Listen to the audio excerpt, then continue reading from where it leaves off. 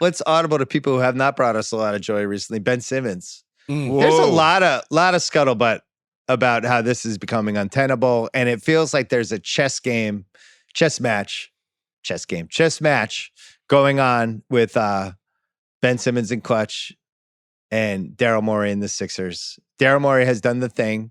He's gone around. He's asked for everybody's best player. He's asked for the most absurd trade packages possible. Yep. Mm-hmm. He's playing it perfectly from a leverage standpoint. He called Boston and asked for Tatum. They were like, cool. We're gonna go now. I think his ultimate game plan is Dame, and I wonder at some point somebody is going to have to nudge. But I guess my first question was Philly.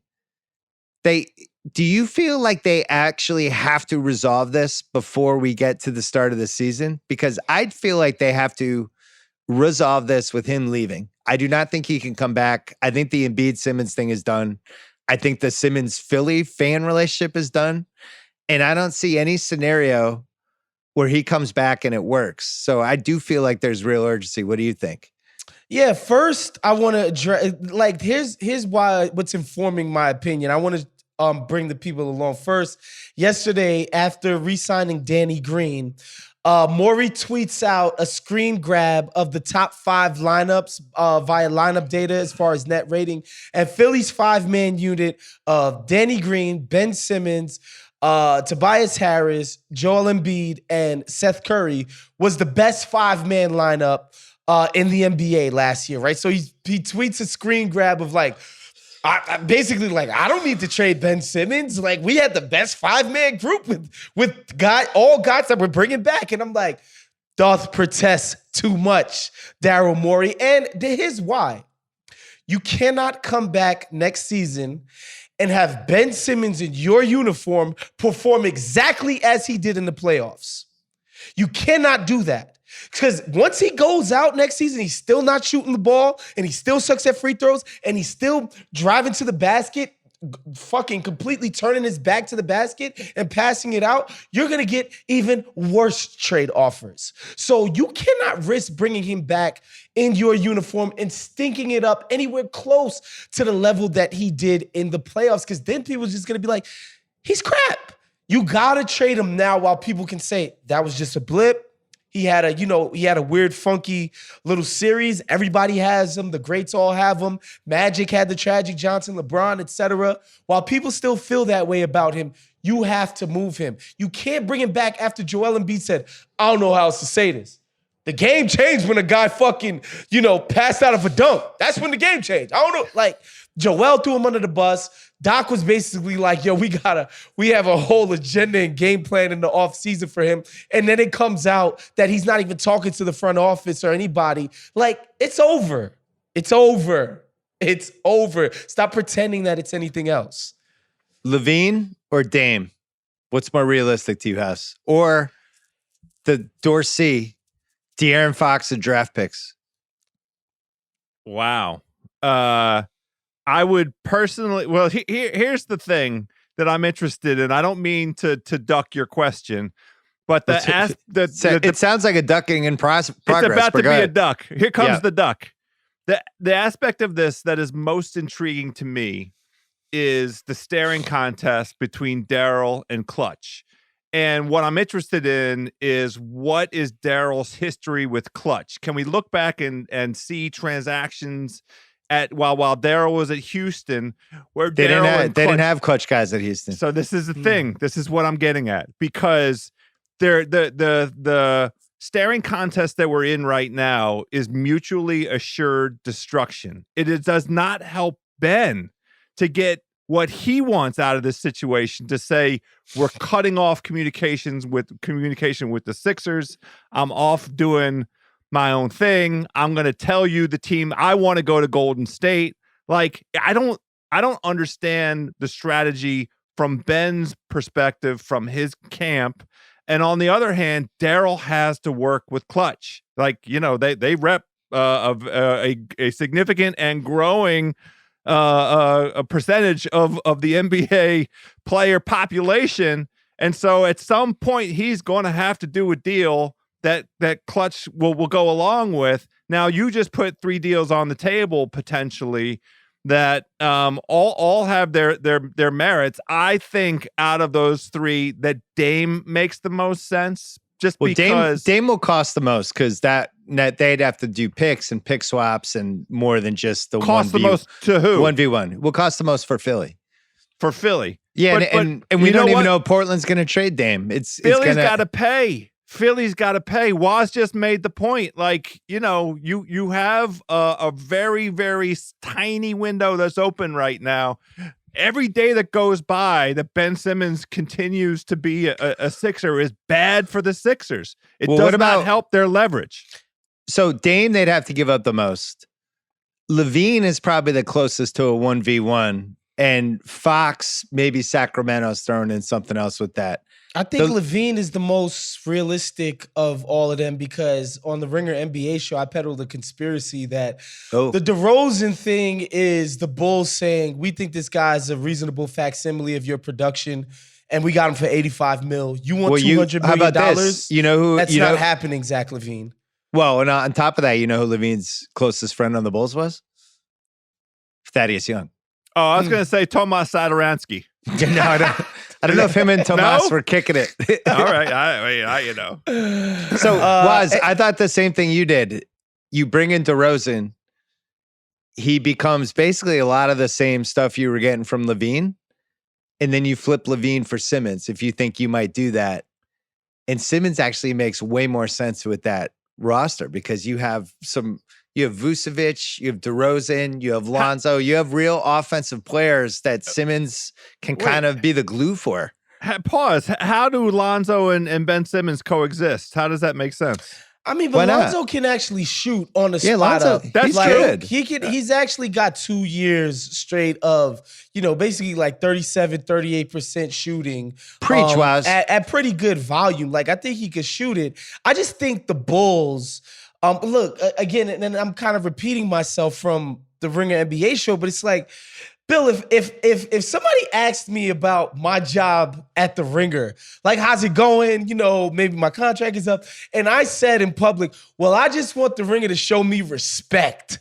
Like that's a weird ass thing to say. Like that's weird to say about your current employer. I just want them to respect me. Right. Zach LaVine is of the belief that they're not going to max him out. They don't think he's worthy of the max amount of money that he's going to be eligible for. So, which means to me, the Bulls are like, okay, you want the max? You're not getting that here. Bye-bye. Right. So I could see them maybe saying, look, or even like if you could repurpose Ben Simmons, whatever, I could see them saying, let's get stuff for this guy while we still can. Well, Zach LaVine, all the playoff series he's won, you would have thought they would. Oh wait, they haven't made the playoffs with him. I like Zach LaVine. He's grown on me the last year. I was in the anti-Zach LaVine camp, and he kind of won me over last year. I really liked how he played. I thought he was really good. I like how he's played in the Olympics, but he also really hasn't done much yet. And it would make me, as a winning player, as the focal point of a team that's trying to win multiple playoff series, and it would make me a little nervous. He's been in the league for a while. I feel like he's a really nice fit with Philly. I think that trade makes sense. Who throws in stuff for that trade? Because I guarantee Daryl's like, no, we got to get more stuff. And I look at that trade and I'm like, we might, after the playoffs Ben had, we might be good as a 1v1 with that one. And there's been some great 1v1s over the years, right? We had Kid Marbury, I think was my favorite. My favorite is Westbrook Wall. Yeah, because you got rid of the 30 games of Russell Westbrook that I got to enjoy this spring will be an all-time high water mark for me as an Almost Bullets fan. See, I'm of complete opposite belief. To me, if I'm the Bulls, Zach LaVine has identifiable traits that work in a playoff setting, i.e. the man can shoot the lights out of the freaking ball. He can create for himself in a one-on-one setting. He has clearly identifiable things that you need in the playoffs. To me, Zach LaVine is no different than what Devin Booker was before those 8 bubble games. Good point. Right? Like there was no proof of concept because he hadn't yet gotten to the playoffs. It's just like, well, if he's so good, why haven't they done anything? Then his context changed and he goes into the playoffs and you're like, this guy can get stuff done against real playoff defenses, right? So if I'm Chicago, I'm like, I just watched your guy bomb in that setting. And although LaVine hasn't gotten a chance to prove it, we see it year after year. Doing what he does in the playoffs is valuable. So to me, if I'm the Bulls, I'm like, yeah, I'll take Ben Simmons, future picks, anything else you want to throw in there. And yeah, because I don't want to pay this dude anyway. I agree with Waz. I would rather have LaVine if I'm the Bulls. I think Simmons might have slightly more value, but I think that's a huge risk for the Bulls. I do like the idea of him on that Bulls team though, but I think where he lands is Sacramento. Wow. I think that's the trade that makes the most sense. It wasn't lost on any of us that they took yet another point guard in the draft. So they have Halliburton, Mitchell, and Fox. You put Simmons in there, you give him his own team. It's close to LA. It's an hour flight. He kind of gets his own squad. Sacramento's going nowhere anyway. Sacramento was close to LA, Bill. It's an hour flight. When you're making 35 a year, it's close. Yeah, Well, that's think fair. about it. It's a 45-minute helicopter. Who from Clutch is on Sacramento? Who will make Ben Simmons feel comfortable in Sacramento? That I don't know. I don't think any of their major dudes. Because that's the move that I could see Daryl making, right? Daryl's like, oh, you think you have leverage?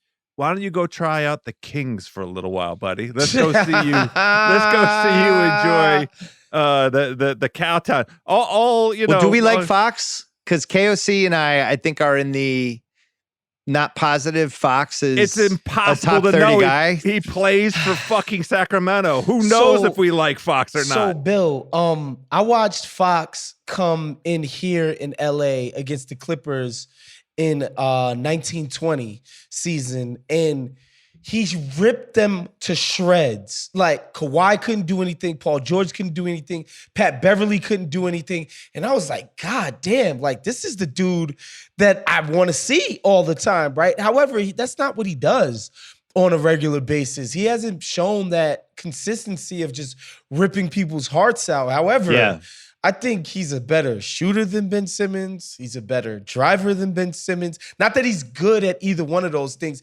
He's an elite athlete at his position. I would take him in a heartbeat over Ben Simmons. But again, that's just me. Like, I don't understand this sort of overqualified Draymond Green or, 6'9" Rondo stuff. Like, I'm not into it. It's not for me. I guess where I struggle, and I think I was a bigger Ben Simmons defender than most because I really value his playmaking, and especially in the regular season, he would have games where you're like, man, this guy going downhill, there's like, it's basically like him and LeBron and Giannis as like the three guys who are just unstoppable. And then defensive, the way he can switch and all the different guys he could guard. He's just an amazing asset defensively. But after that playoffs, I can't shake it. Like, to me, I'm going to go over to Football House. It's like that quarterback that just bombs in a football postseason to the point where you're just like, it's just not going to happen. You're not going to be able to win the Super Bowl with this guy. He's missing it. He's not accurate enough. He folded. He's not big enough. He's not fast enough, whatever it is.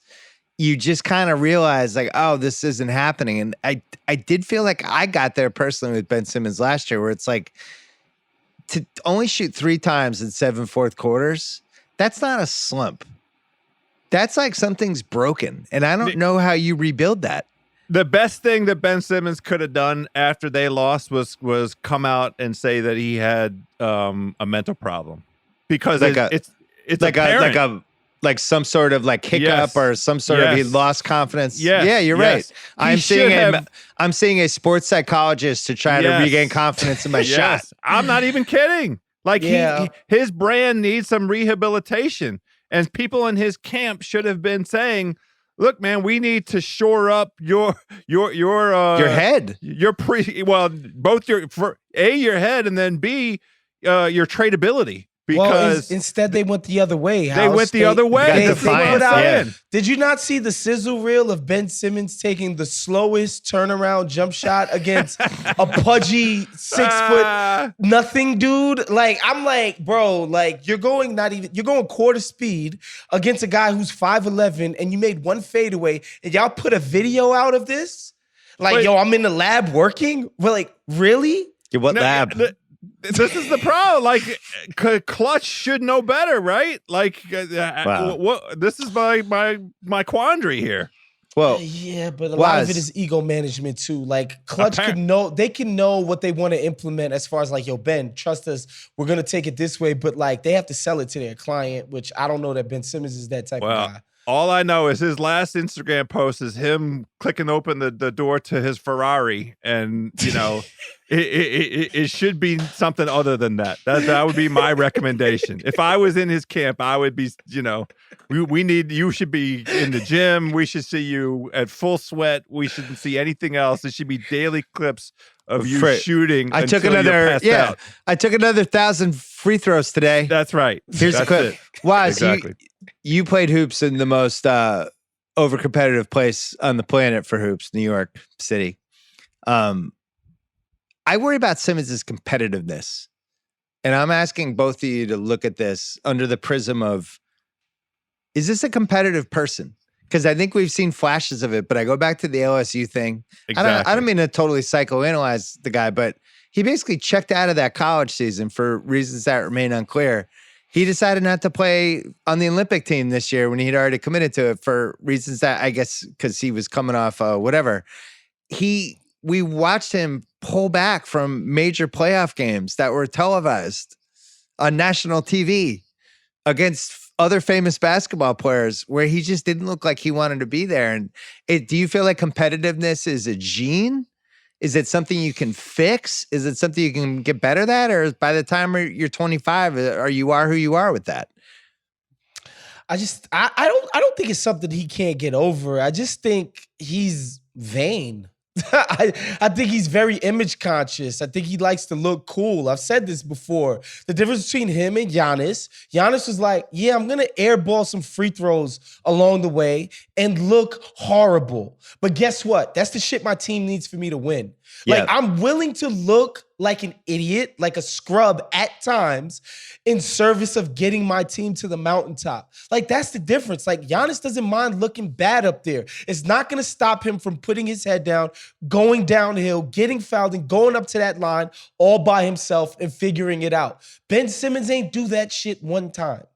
Not once. Why? That's fair. He just doesn't want to look bad. That's why he doesn't take jump shots. He knows he's going to miss, and it's going to make him look bad. That's why he shies away from contact when he's going to the rim, because he doesn't want to be up there and completely break a free throw. Even though Doc Rivers at the end of a press conference is like, yo, even if you're shooting 51%, that's 110 offensive rating. That's good for our team. The math is in our favor. He still doesn't do the shit. So to me, that just means like he's more concerned with looking cool than anything else. He just wants to look cool. The guy, and I think it's an awesome question, BS, because it really will determine the next chapter for Simmons. The guy I was thinking of as you were asking the question is Andrew Wiggins. I have that question every time I watch Wiggins. I wonder. Now, I don't think that the lack of what seems to be competitive fire with Wiggins is tied to vanity. I don't think he's I just Wiggins doesn't care. He has a God-given talent that, you know, he's been blessed with just 0.0001% in the world at this particular skill set.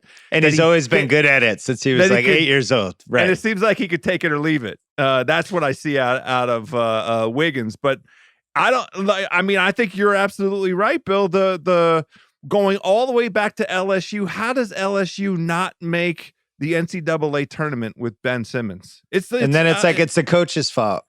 I think the reason, look, we don't mean to pile on the guy, but the reason this matters is I really do think he's a genuinely gifted, unique basketball player. 100%. I think on the defensive athlete side, he's sniffing the Kawhi, Pippen, Yeah. Iguodala Totally agree. all-time Absolutely. territory. Like the stuff. Totally agree. His ability to guard Trae Young, all the shit he did against Trae Young, and then Yeah. next game he can guard Durant, and just that ability is so unique. And I want to see him on a winning team, and also like his passing and how unselfish he is, and it's just a shame. I've thought for years that him and Embiid made no sense together, and I think we all kind of accept that now. So Yeah.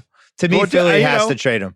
Remember, Daryl walked in and said, I have an open mind. I want to give They already this. tried. No, they tried to trade him for I know. Harden. They tried to and trade then him for I'm Harden. just, And then I'm Houston reminding you what he backed out. said. I'm just saying what he said. Well, do you think that The first thing you you think wanna that do is fucked try up and trade him. Simmons? No, I don't think it fucked up Simmons because again, we have examples of main guys, right? Like Simmons, you're the number 2. It ain't Tobias Harris, okay? Yeah. Nobody's looking to Tobias Harris for answers in tough playoff moments. It's you and it's Joel. We have an example of Shaq. We have an example of Giannis. Bad free throw shooters who it didn't change how they approached the game. Right. It didn't change the decisions they made in fourth quarters. No, it obviously changed. Like the stat is out there. Ben Simmons averaged 11.5 drives combined the last 2 regular seasons. 11.5 drives per game. That's what Ben Simmons averaged. In that damn last playoff series he played this year, he averaged 5. Half.